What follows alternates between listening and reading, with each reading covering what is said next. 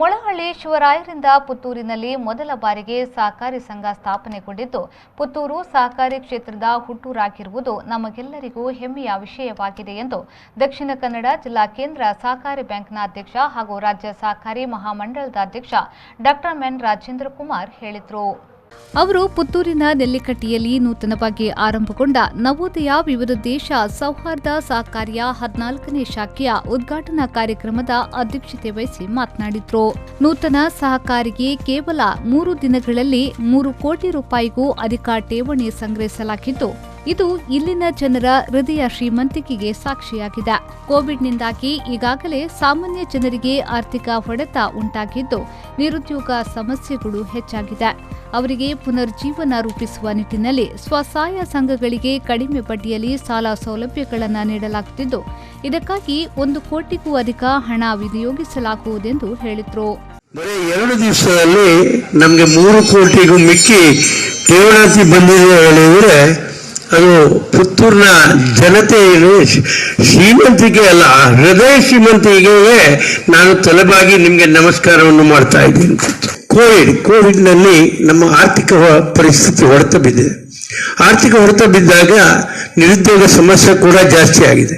ಆದರೂ ಕೂಡ ನಾವು ಹಿಂಜರಿಯದೆ ಮನಸ್ಸಿನಲ್ಲಿ ಧೈರ್ಯವನ್ನು ತುಂಬಿಕೊಂಡು ಈ ಕೆಲಸವನ್ನು ಮಾಡಬೇಕಾಗಿದೆ. ನಾನು ಪ್ರಾಥಮಿಕ ಪತ್ತಿನ ಸಹಕಾರಿ ಸಂಸ್ಥೆಗಳಲ್ಲೂ ಕೂಡ ಅದರ ಮುಖಾಂತರ ಕೂಡ ಸುಮಾರು 1 ಕೋಟಿ ಹಣವನ್ನು ಸ್ವಸಹಾಯ ಗುಂಪಿನವರಿಗೆ ಕಡಿಮೆ ಬಡ್ಡಿ ದರದಲ್ಲಿ ಕೊಡಲಿಕ್ಕೆ ಬಯಸ್ತಾ ಇದ್ದೇನೆ. ಸ್ವಸಹಾಯ ಗುಂಪು ನಮ್ಮ ನವೋದಯದ ಮುಖಾಂತರ ಕೊಡ್ಬೋದು, ನಿಮ್ಮ ಸೊಸೈಟಿಯ ಮುಖಾಂತರ ಕೊಡ್ಬೋದು, ಆದರೆ ಅವರಿಗೆ ಕಮ್ಮಿ ಬಡ್ಡಿಯಲ್ಲಿ ಸಿಗಬೇಕು. ಅದರ ಜೊತೆಗೆ ಸರ್ಕಾರದಿಂದ ಅವರು ಕೂಡ ನಿಬಡ್ಡಿಯಲ್ಲಿ ಸಾಲ ಕೊಡುವಂತಹ ವ್ಯವಸ್ಥೆಯನ್ನು ಮಾಡ್ತಾ ಇದ್ದಾರೆ.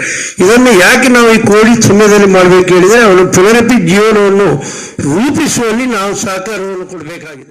ನೂತನ ಶಾಖೆಯನ್ನ ಉದ್ಘಾಟಿಸಿದ ಶಾಸಕ ಸಂಜೀವ ಮಠಂದೂರು ಅವರು ಮಾತನಾಡಿ, ಕೊರೋನಾದಿಂದಾಗಿ ಬರ್ಬರವಾಗಿರುವ ಜನರ ಬದುಕನ್ನ ನಿರ್ಭರಗೊಳಿಸುವ ನಿಟ್ಟಿನಲ್ಲಿ ಪ್ರಧಾನಿ ನರೇಂದ್ರ ಮೋದಿಯವರ ಆತ್ಮನಿರ್ಭರ ಭಾರತದ ಚಿಂತನೆ ನಮ್ಮ ಜಿಲ್ಲೆಯಲ್ಲಿ ಸಾಕಾರಗೊಂಡಿದೆ.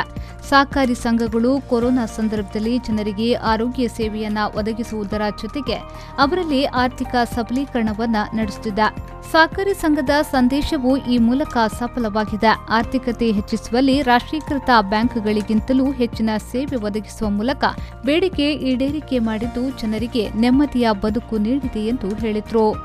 ಇಡೀ ದೇಶದಲ್ಲಿ ಕೊರೋನಾ ಬಂದು ಜನರ ಬದುಕು ಬರ್ಬರ ಆಗಿದೆ.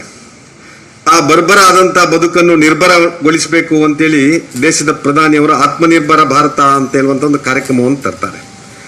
ಆತ್ಮನಿರ್ಭರ ಭಾರತ ಕಾರ್ಯಕ್ರಮ ಇವತ್ತು ಅದು ದಕ್ಷಿಣ ಕನ್ನಡ ಜಿಲ್ಲೆಯಲ್ಲಿ ಸಾಕಾರ ಆಗಿದೆ.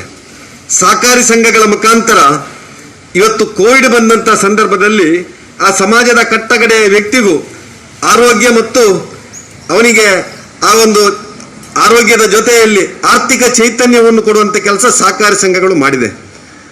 ಇಡೀ ದಕ್ಷಿಣ ಕನ್ನಡ ಜಿಲ್ಲೆಯಲ್ಲಿ ಇವತ್ತು ಕೋವಿಡ್ ಬಂದಾಗಲೂ ಜನ ಇವತ್ತು ನೆಮ್ಮದಿಯ ಬದುಕನ್ನು ಮಾಡ್ತಾ ಇರಬೇಕಿದ್ರೆ ಅದಕ್ಕೆ ಕಾರಣ ಸಹಕಾರಿ ಸಂಘಗಳು.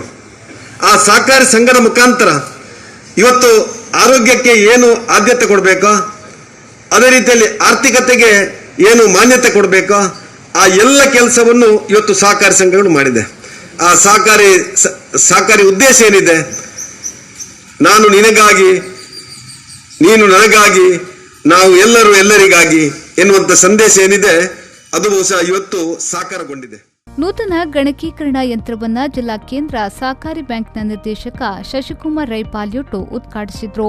ಭದ್ರತಾ ಕೊಠಡಿಯನ್ನ ನವೋದಯ ಚಾರಿಟೇಬಲ್ ಟ್ರಸ್ಟ್ನ ಪುತ್ತೂರು ವಲಯದ ಅಧ್ಯಕ್ಷ ಭಾಸ್ಕರ್ ಎಸ್ ಕೋಟ್ಯಾನ್, ಜಿಲ್ಲಾ ಕೇಂದ್ರ ಸಹಕಾರಿ ಬ್ಯಾಂಕ್ನ ನಿರ್ದೇಶಕ ಎಸ್ಪಿ ಜಯರಾಮ್ ರೈ ಪ್ರಥಮ ಠೇವಣಿ ಪತ್ರವನ್ನ ಬಿಡುಗಡೆಗೊಳಿಸಿದರು. ಹೊಸ ಸ್ವಸಹಾಯ ಸಂಘಗಳನ್ನು ಜಿಲ್ಲಾ ಕೃಷಿ ಅಭಿವೃದ್ಧಿ ಸಹಕಾರ ಸಂಘದ ಅಧ್ಯಕ್ಷ ರವೀಂದ್ರ ಕಂಬಳಿ ಉದ್ಘಾಟಿಸಿದರು. ಈ ಸಂದರ್ಭದಲ್ಲಿ ಡಾ ಎನ್ ರಾಜೇಂದ್ರ ಕುಮಾರ್ ಹಾಗೂ ಕಟ್ಟಡದ ಮಾಲೀಕ ರೋಷನ್ ರೈ ಅವರನ್ನ ಸನ್ಮಾನಿಸಿ ಗೌರವಿಸಲಾಯಿತು.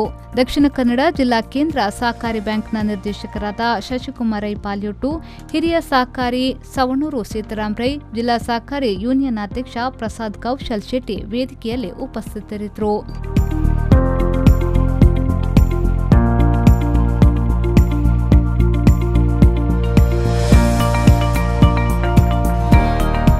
ಅನೀಶ್, ವಿ4 ನ್ಯೂಸ್, ಪುತ್ತೂರು.